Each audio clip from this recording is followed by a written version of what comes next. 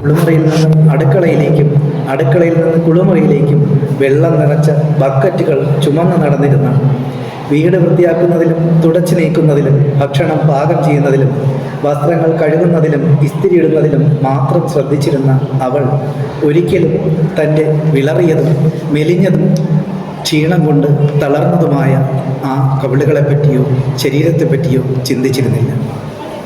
പക്ഷേ മൂത്ത മകൻ അവളുടെ മുഖം കോലാടിനെ പോലെ ഇരിക്കുന്നു എന്ന് പറഞ്ഞപ്പോൾ ആ സമയം ചിരിച്ചുവെങ്കിലും എല്ലാവരും പോയപ്പോൾ കണ്ണാടിയിൽ നോക്കി വ്യസനിക്കുന്നുണ്ടായിരുന്നു. ഒടുവിൽ സ്കൂളിലെ നാടക മത്സരത്തിന് അവളും വരാമെന്ന് പറഞ്ഞപ്പോൾ മകൻ അവളോട് വേണ്ട എന്ന് പറയുന്നു. തമാശക്കാരനായ മൂത്ത മകൻ പറഞ്ഞു, അമ്മേ, നിങ്ങളെ കണ്ടാൽ ഒരു കോലാടിനെയാണ് ഓർമ്മ വരിക. അവൾ അവൻ്റെ ചിരിയിൽ പങ്കുകൊണ്ടു.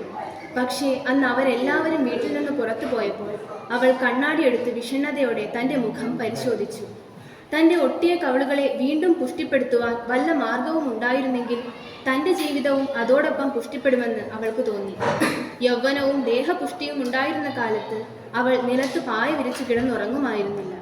പക്ഷേ ഓരോന്നോർത്ത് കണ്ണാടി നോക്കിക്കൊണ്ടിരിക്കുവാൻ അവൾക്ക് മനസ്സ് വന്നില്ല.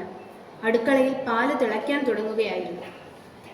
രാവിലെ മുതൽ അർദ്ധരാത്രി വരെ അവിശ്രമം ജോലിയെടുത്ത് അവൾ തൻ്റെ കുടുംബത്തെ വളർത്തിക്കൊണ്ടിരുന്നു. മെലിഞ്ഞ് വെളുത്ത് അവിടെവിടെയായി ചില ഒടിവുകൾ പറ്റിയെന്ന് തോന്നിക്കുന്ന ഒരു ശരീരമായിരുന്നു അവളുടേത്.